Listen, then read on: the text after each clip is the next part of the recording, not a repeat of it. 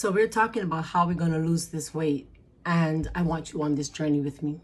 Number one, do not skip breakfast. That's number one. Number two, drink lots of water. That's right, lots of water. You want to have water before you eat your breakfast in the morning. You want to have your water room temperature. And to make matters even better, you can squeeze a little lime in there, and that will help to flush out the liver. That's the first set of water that you drink in the morning. Then you want to have your water in between meals. Yes, you do. You don't want to have it outside of your meals. And you definitely want to have water before in between meals, before you eat your breakfast, and you want to have your water after you would have eaten your meals. How do you drink your water? Remember, you want to do it 15 minutes before you eat your meal. You have a nice tall glass of water. Room temperature is best. Cold is not. And then you want to have water again 1 hour after you would have eaten. That's right, 1 hour. Do not drink water in between while you're eating your meals. It's not good. It's not good. And we do a lot of things that we know aren't right for us, but we still do it anyhow. So I'm begging you, I'm pleading with you, join me on this journey. That's number two. Number three, guess what I want you to do for me? I need you to skip supper. I just said it. It's breakfast like a king if you're male, or a queen if you're me. Lunch like a prince or princess, and supper like a pauper, if at all. If at all, lots of water. So you have a good breakfast in the morning, very good breakfast. Make your breakfast nice and big, right? And enjoy it. Now, I'm not telling you to overeat and gorge and dig in like you don't have another meal coming. All I'm simply saying is make your meal balance. And by balance, I mean simply have your fruit or your green salad. There's nothing wrong with having a green salad for breakfast. And then make your raw meal, your breakfast, your raw part of your plate for breakfast, make it 75%. So if you're having some fruit, then you have a small quarter cup of oatmeal, or a quarter cup of rice, or a quarter cup of some carb, or maybe a slice of toast. And you have your protein. If your protein is going to be tofu, then you have a half cup of tofu, or whatever you choose to eat. That's key. Okay, so then you have your lunch. Whatever you choose for lunch. Make sure you have a big, green, beautiful salad. Yum! You see that? That's what I want you to have. A huge salad.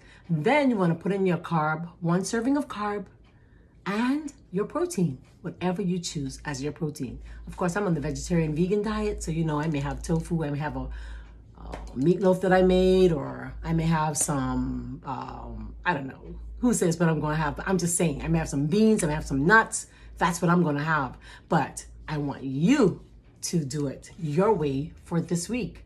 So it's breakfast and lunch, water in between for 5 hours, nothing but water. You heard me? I mean it too. Nothing but water. And then when supper time comes, you say, guys, I'm not going to have supper. I may cook it for you, but I'm not going to eat it. I'll have it tomorrow, because guess what? The seasonings are going to taste even better then. So that's number 3. Are you ready for number 4? Don't go anywhere.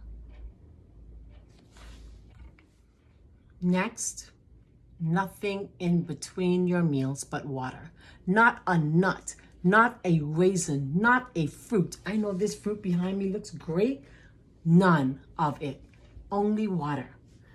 Having nothing in between but water is the best way to go.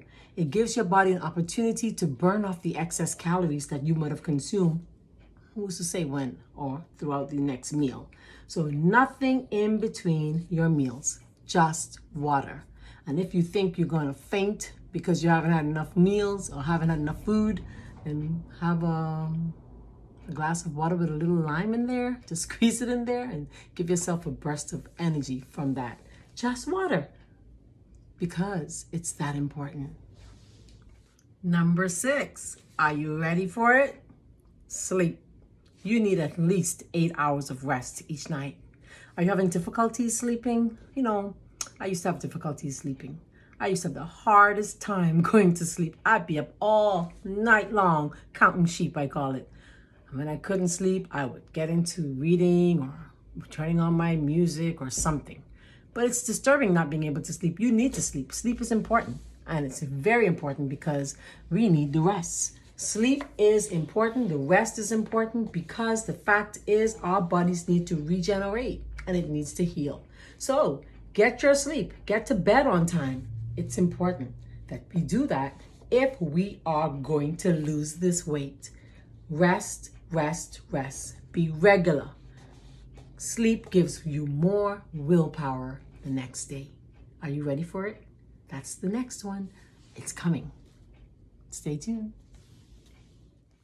Number 7. Yes, we're getting there. Number 7. Why not begin each week with a 24 to 48 hour fast? That's right.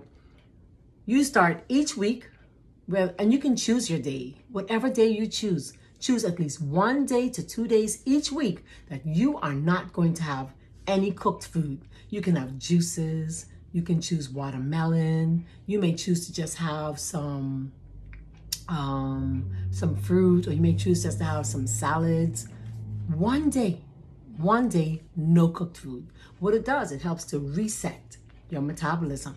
And that metabolism, sometimes it's so sluggish, it's so slow.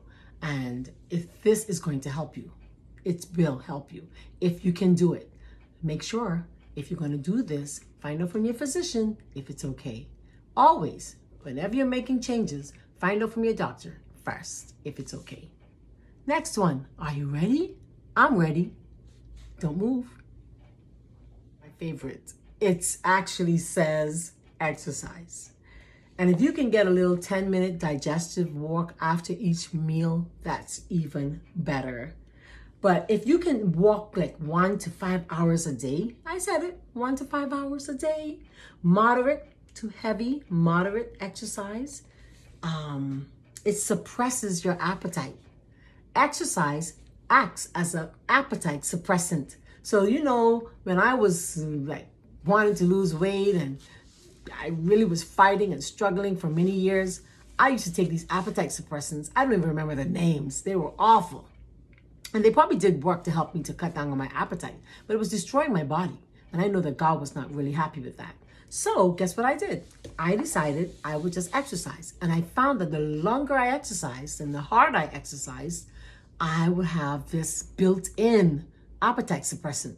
And it was just beautiful. So I'm asking you if you can join me on the exercise program. I intend to do at least one half-an-hour video 5 to 6 days each week. Join me. I'm looking forward to you joining me and sharing it with your friends. So that's exercise. It's that important. And of course, and you can walk, you know, sometimes instead of like parking so close to the store, why not park far away so you can get a little extra walk in there? Or take the stairs and not the elevator at work. Little things like that makes a big difference in our day-to-day calorie burning. So, exercise. Our next one is an enema. I know you're like, girl, you did not just pull this enema bag out to tell me I must do an enema. Some people think, well, Jesus, that's an exit only. Take your enema, make some coffee, whichever one you choose.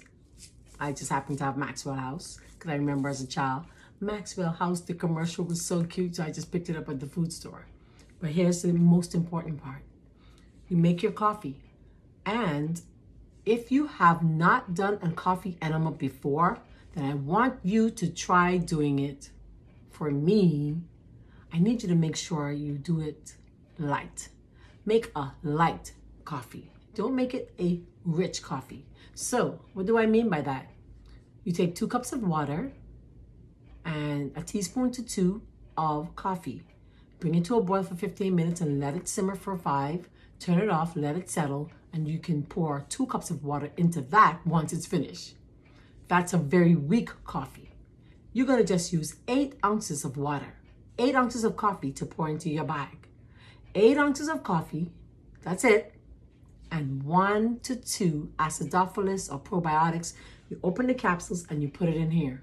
The best way for you to get the flora that your body needs is actually by way of the enema. That's right.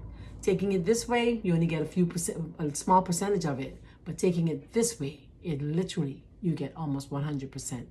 Taking it on the other end. So you're not drinking it this way, you're drinking it that way. But the enema is very important. One, it flushes the liver. And what it does is it just detoxifies the entire body. And it also helps to train your body to go naturally. And we should be going to the bathroom to do a number 2, we call it, or to have a bowel pass at least as many times a day as we're eating. So if you're eating 1 to 2 times per day, then that's how many times you should be going to the bathroom for a pass. So I'm encouraging you to try this. This really works. It helps to boost your mood. It helps to elevate your mood. It helps to make you feel better. It helps with, I said it already, huh? I know. It helps with appetite control. It also helps to make you feel more in control. I just love it. The coffee enema has been a go-to when I was really serious. And so now I'm doing it every night just before bed.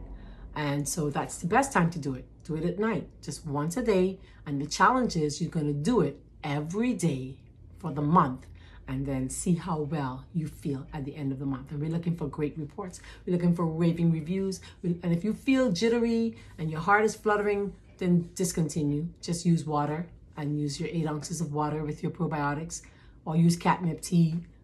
Just use water. If it's irritating you to that end, then please, by all means, do not do the coffee enema. But if you can, have a cup with me tomorrow evening, as you end your night. That's coffee. Have a cup with me. Number 9. Yes, we're getting there. Number 9, correct all your wrong habits. Stop eating between meals. Eliminate drinking with your meals. Eliminate drinking water or juices during your meals. Balance your meals. Do not eat or drink vegetables and fruits at the same time. It calls for different enzymes. You don't need to do that. As far as possible, correct all wrong habits today. That's all I'm saying on that. Number 9. And number 10, our finale. Trust in the Lord with all your heart and lean not on your own understanding. In all your ways, including this weight loss journey, including changing your diet, including eating healthier, including drinking more water, eating more fruits, eating more salads.